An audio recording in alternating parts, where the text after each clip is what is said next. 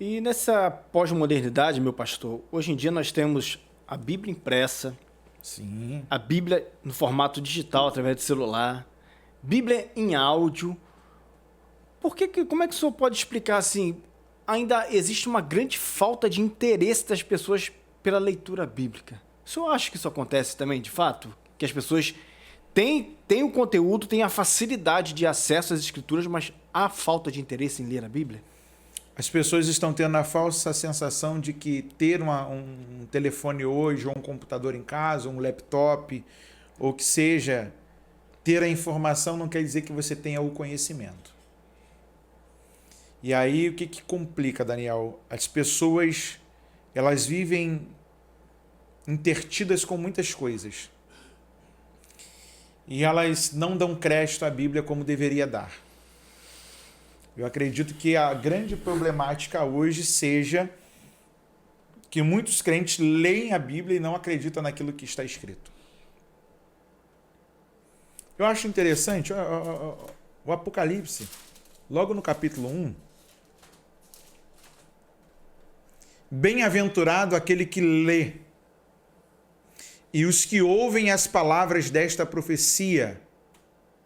Terceiro, e guardam as coisas que nela estão escritas, porque o tempo está próximo. Você tem que ler, ouvir e guardar. Às vezes as pessoas até ouvem quando vai em um culto ou quando assiste alguma coisa na internet, mas guardar, de fato, poucos guardam. Tipo, cara, o Daniel pregou, o presbítero Daniel pregou aquela mensagem, aquilo está ruminando no meu coração, na minha mente, aquilo está mexendo comigo, eu te encontro daqui a um ano e falo assim, pô, Daniel, tu pregou sobre isso, isso, isso, isso, e aquilo ainda está mexendo comigo, as pessoas não têm essa coisa de guardar.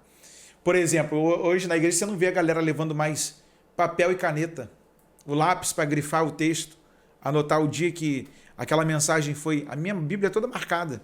Outro dia até uma irmã brincou, pastor, o senhor está passando batom na boca de Deus.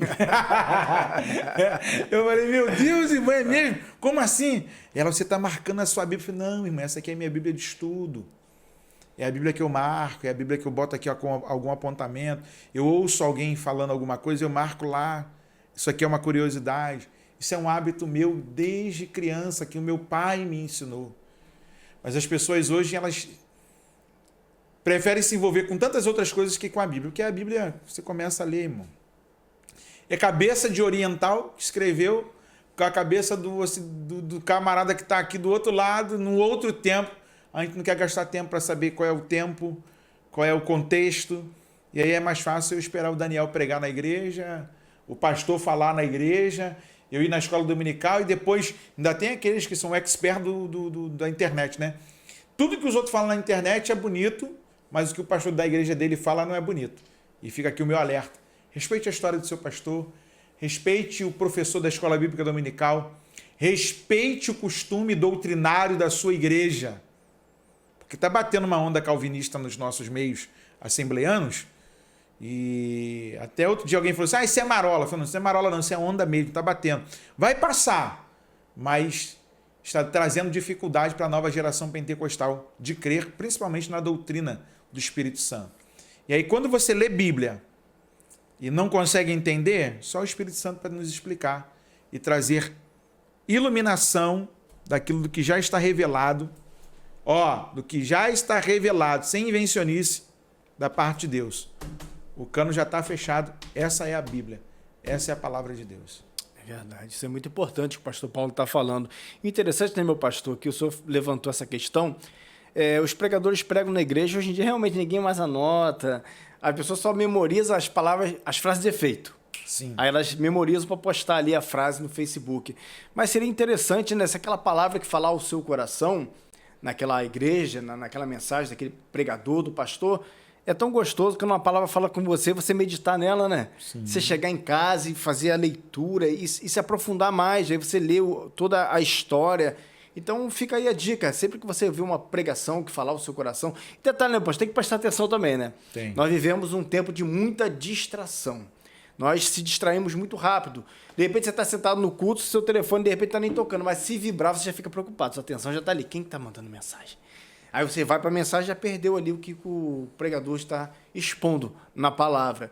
Então, toda vez que você for assistir uma mensagem, você for estudar, o senhor falou também da questão da leitura. Às vezes é difícil você parar com a sua Bíblia e ler de forma tranquila. Eu falo isso porque eu sou uma pessoa ansiosa.